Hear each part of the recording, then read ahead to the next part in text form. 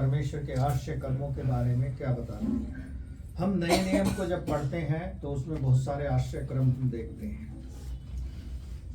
परमेश्वर का पुत्र जो इस संसार में आया, यीशु मसीह, वो जगत का उद्धार करता था। उसने वो काम किए पृथ्वी पर जो कोई और नहीं कर सकता। लाजर जो 4 दिन से कब्र में रखा था, मृत्यु हो चुकी थी, उसको उसने जिंदा कर दिया और कहकर गया कि जो लोग मुझ पर विश्वास करेंगे वो मुझसे बड़े बड़े काम करेंगे। आज हम देख रहे हैं संसार में बड़े बड़े काम हो रहे हैं, और जब हम परमेश्वर के वचन को नहीं पढ़ेंगे तो हमें पता नहीं चलेगा कि परमेश्वर का वचन लोगों से क्या बात करता है। चलिए मेरे साथ निकालें यूहन्ना 4 अध्याय उसके 48 पद को पढ़ें। वहां क्या कहता है परमेश्वर का वचन? 4 का 48, 48। यीशु ने उनसे कहा, जब तक तुम चिन्ह और अद्भुत काम न देखोगे तब तक कदापि विश्वास न करोगे। आइए आंखें बंद करें और प्रार्थना करेंगे इस वचन के लिए। धन्यवाद हो प्यारे पिता आज के समय के लिए, इन गवाहियों के लिए, सुंदर समय के लिए कि पिता इन गवाहियों के द्वारा स्पष्ट है कि आपने जो वायदा किया लोगों से कि मैं जगत के अंत तक सदैव तुम्हारे साथ हूँ। आप हमारे साथ रहते हैं, हमारी चिंता करते हैं, हमारी आवश्यकताएं पूरी करते हैं, अपने धर्म में दाहिने हाथ से हमें संभाले रखते हैं और हमारी बीमारियों से, दुर्बलताओं से और आवश्यकताओं को पूरा करते हुए, चंगाई कर देते हुए, छुटकारा देते हुए हम पर अनुग्रह दया दृष्टि बनाए रखते हैं। धन्यवाद। इस वचन को सीखना चाहते हैं, पवित्र आत्मा हमारी सहायता करे कि इस वचन के द्वारा हम आपकी महिमा करें। सुनने वाले के हृदय में ये वचन लिखा जाए और इस वचन के द्वारा वो 100 गुना फल लाने वाला बन सके। प्रभु सहायता कर, जो नहीं आए हैं उनको आपके हाथों में सौंपते हैं। अब तक इस आराधना का संचालन आप कर रहे हैं, धन्यवाद करते हैं। पवित्र आत्मा हमारे बीच में है, धन्यवाद करते हैं। धन्यवाद करते हुए सब कुछ आपके हाथों में सौंपते हैं। अनुग्रह दया चाहते हैं, वचन को सीखना चाहते हैं। पवित्र आत्मा हमारी सहायता करे, मदद करे और बुद्धि और ज्ञान दे। वचन का प्रकाशन हमें मिले ताकि सीखें और समझें और इसके द्वारा आपकी महिमा करें। छोटी प्रार्थना उद्धारकर्ता प्रभु यीशु के नाम से मांगते हैं, आमीन। यहाँ परमेश्वर का वचन कह रहा है कि जब तक लोग उसके आश्चर्य कर्मों को ना देखेंगे, अद्भुत मतलब आश्चर्य कर्म, अद्भुत कुछ नया उनके लिए हो जाए। हम देखते हैं एक गवाही को नए नियम में कि छोटे बच्चे ने 5 रोटी 2 मछली लोगों को दे दी। वो छोटा बच्चा अपने घर से उस भोजन को अपने लिए लेकर आया था। जो लोगों ने दिया परमेश्वर ने उसे मल्टीप्लाई किया। वहां उस आश्चर्य कर्म को हम देखते हैं। क्या हमने बाइबल में पुराने नियम में भी कोई ऐसा आश्चर्य कर्म पढ़ा है जो लोगों ने परमेश्वर को दिया और परमेश्वर ने उसे मल्टीप्लाई कर दिया? ऐसा आश्चर्य कर्म पुराने नियम में भी हम पढ़ते हैं।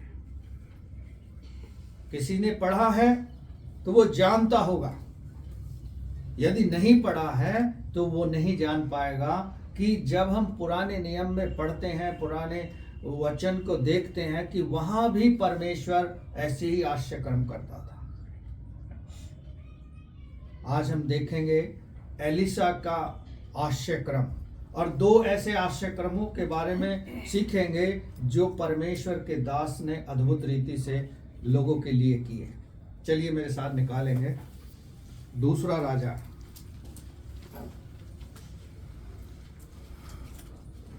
राजा उसका 4 अध्याय को निकालेंगे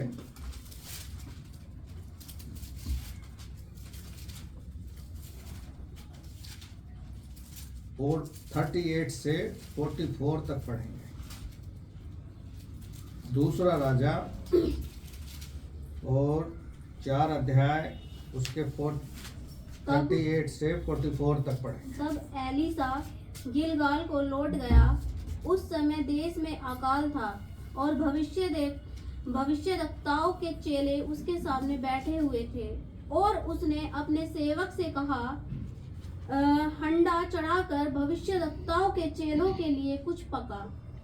तब कोई मैदान में साग तोड़ने गया और कोई जंगली लता पाकर अपनी अखबार भर जंगली फल को तोड़ ले आया और फाँक फाँक करके पकाने के लिए हंडे में डाल दिया, और वे उसको ना पहचानते थे। तब उन्होंने उन मनुष्यों के खाने के लिए हांडे में से परोसा। खाते समय वे चिल्लाकर बोल उठे, हे परमेश्वर के भक्त, हांडे में जहर है और वे उसमें से खा न सके। तब एलिसा ने कहा, अच्छा कुछ मैदा ले आओ। तब उसने उसे हांडे में डालकर कहा, उन लोगों के खाने के लिए परोस दे। फिर हांडे में कुछ हानि की वस्तु ना रही। कोई मनुष्य बालशाली सा किसे पहचाने उपजे हुए और जो कि 20 रोटियां और अपनी बोरी भरी वाले परमेश्वर के भक्त के पास ले आया। तो एलिसा ने कहा, उन लोगों को खाने के लिए दे। उसके टहलुए ने कहा, क्या मैं 100 मनुष्यों के सामने इतना ही रख दूं? उसने कहा, लोगों को दे कि खाए, क्योंकि यहोवा यूं कहता है, उनके खाने के बाद कुछ बच भी जाएगा। तब उसने उनके आगे रख दिया और यहोवा के वचन के अनुसार उनके खाने के बाद कुछ बच भी गया। चलिए,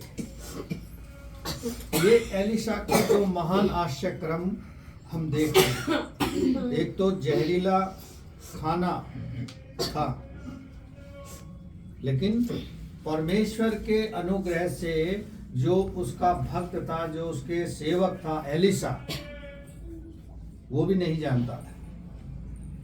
लेकिन जब लोगों को खाने के लिए वो भोजन दिया गया और वो जंगली में से छांट कर निकाला गया था, खाना बनाया गया था, लेकिन जो बनाने वाले थे, जो लाने वाले थे, वो ये नहीं जानते थे कि इससे ये जहरीला हो जाएगा, लेकिन लोगों को दिया।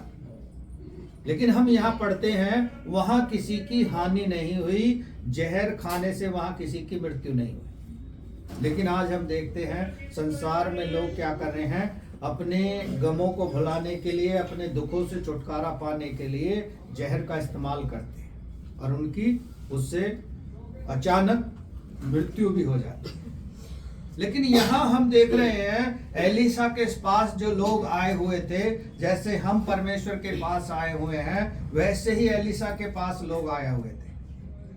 और देश में क्या हो रहा था, अकाल पड़ा हुआ था, यानी खाने को भोजन नहीं था। लेकिन तब भी परमेश्वर अपने लोगों को खिला रहा है। वहां लोगों को हंडे में जो खाना बनाया गया था, बड़े बड़े जो बर्तन होते हैं, उनमें जो खाना बना था, जब परोसा तो लोगों ने कहा इसमें जहर है।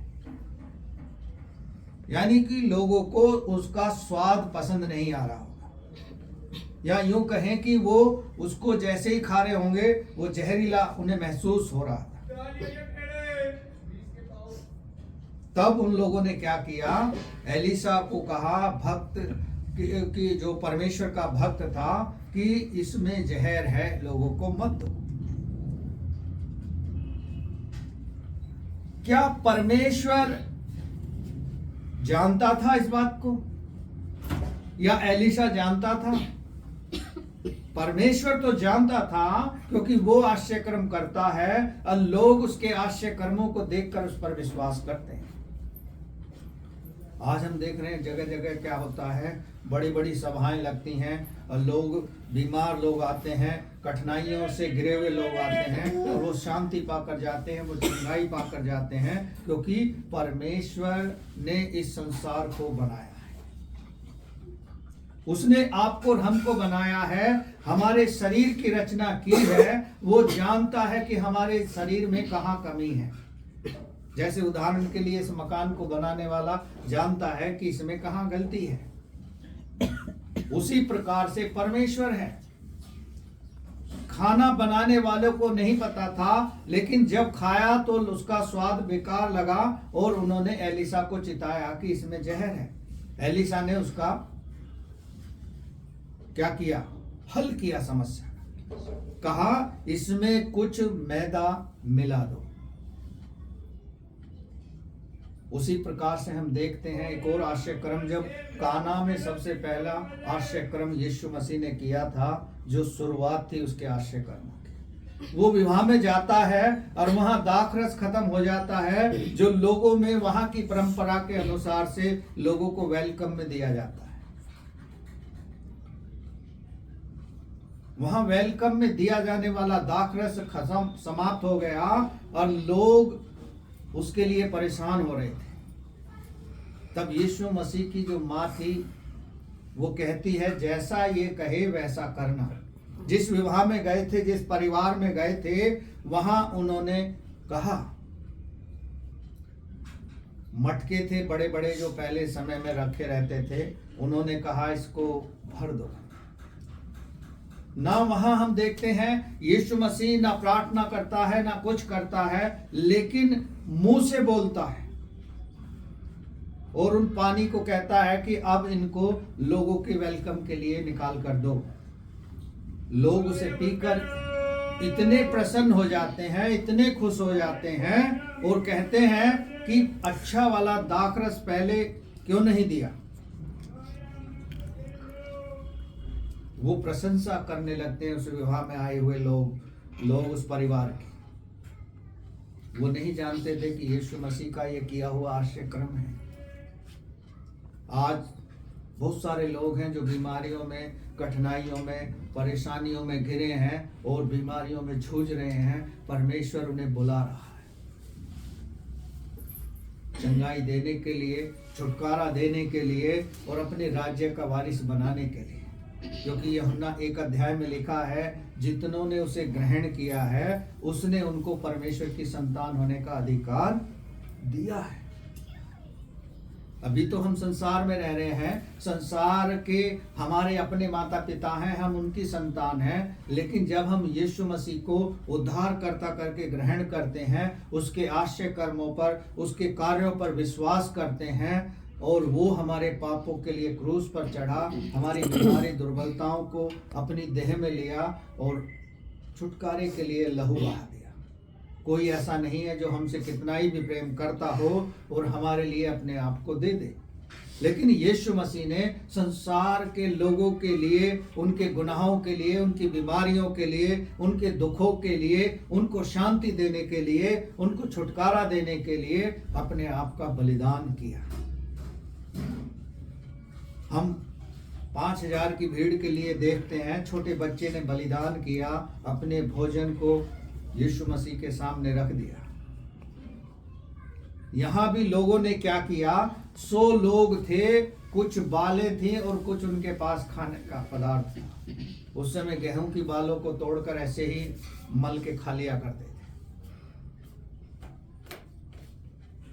तब एलिसा बोलता है कि ऐसा होगा, परमेश्वर ऐसा करेगा कि इसमें से लोग खा भी लेंगे पेट भर के और कुछ बच भी जाएगा।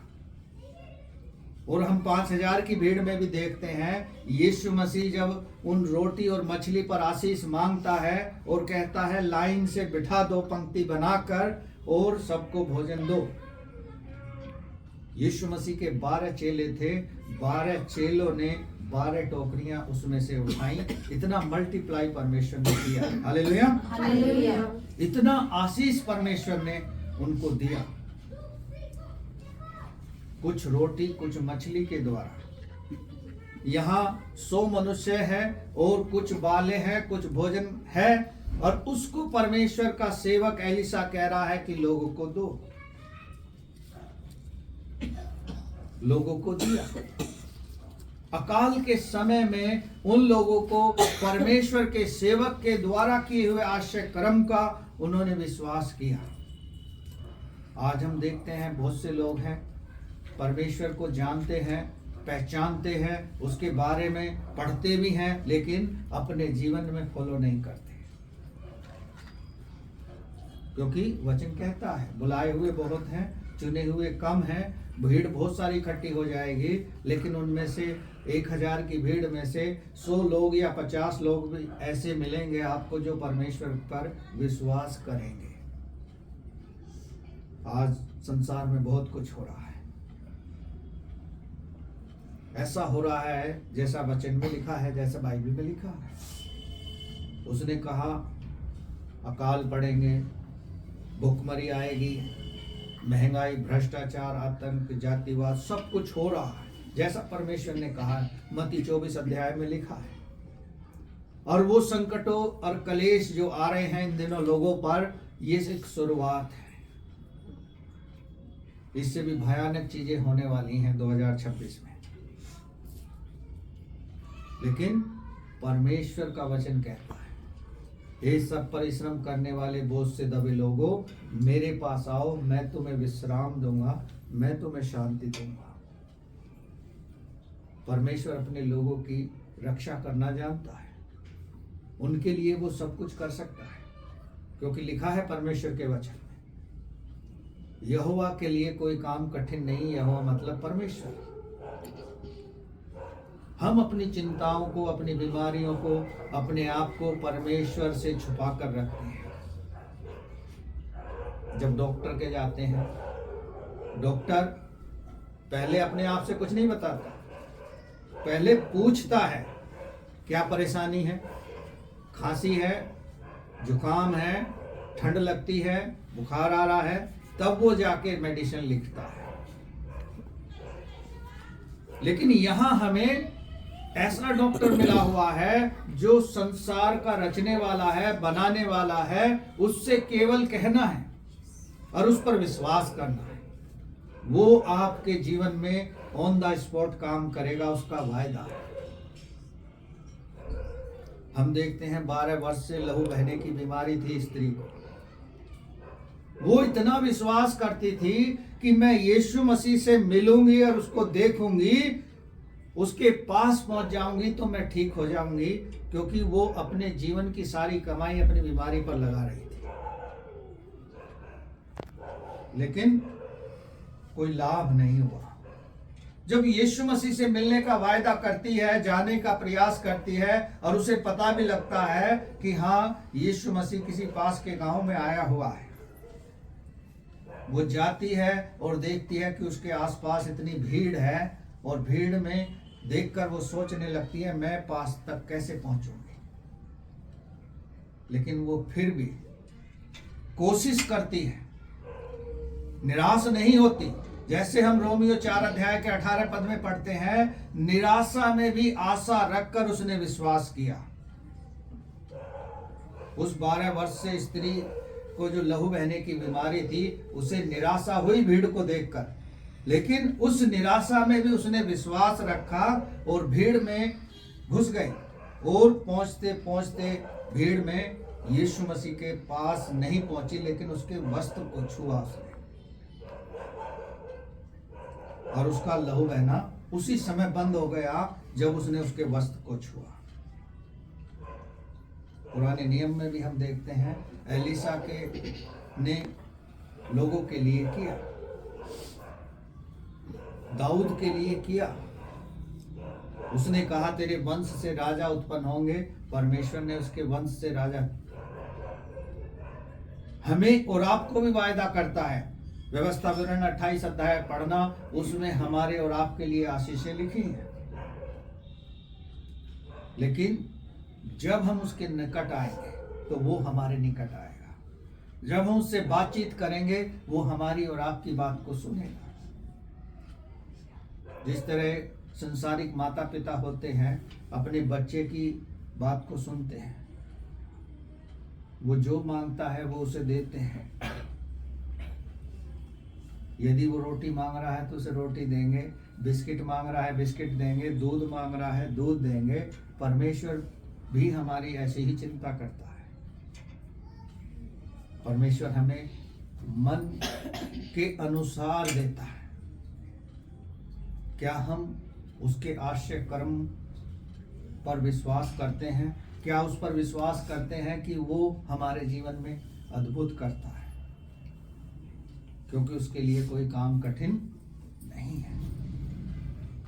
बहुत सारे भाई बहनों को मैं देखता हूँ जब सफ़र में आते जाते हैं या वैसे इधर उधर गाँवों में होता हूँ जब मैं, तो लोगों को देखता हूँ किस तरह पीड़ाओं में है, इलाज करा रहे हैं, दवाइयाँ खा रहे हैं और डॉक्टर उनकी बीमारियों को बता नहीं पाते हैं, टेस्ट लिखते हैं बस, ये करा लो वो करा लो, क्योंकि वहाँ से उन्हें कमीशन मिल रहा है।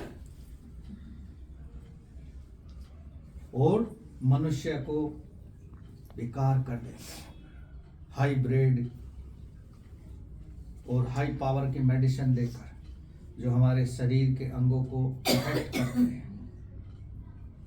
लेकिन परमेश्वर का वचन कहता है, तू यदि विश्वास करे तो तेरा घराना उद्धार पाएगा। कोई बीमारी हम उससे कहें तो वो छुड़ा नहीं सकता क्या?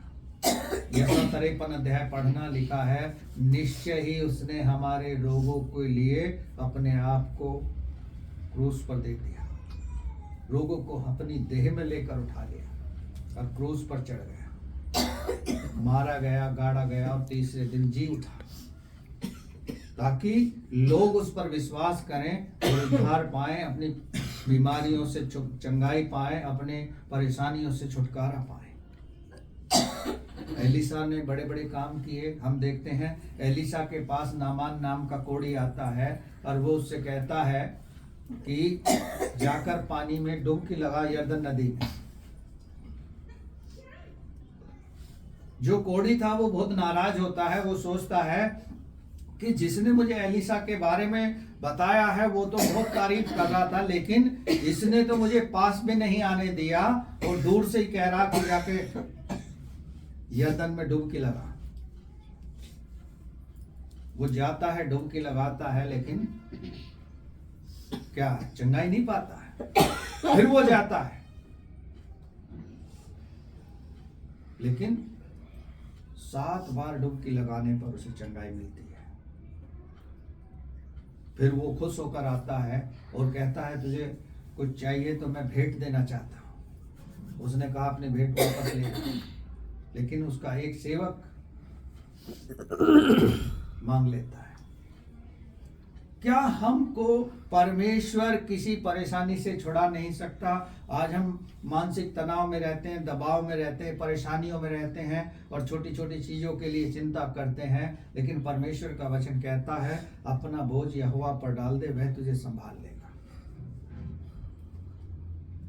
परमेश्वर पहले भी आश्चर्य कर्म करता था, आज भी करता है और आगे भी करता रहेगा। जो विश्वास करेगा उसके लिए परमेश्वर सब कुछ कर सकता है।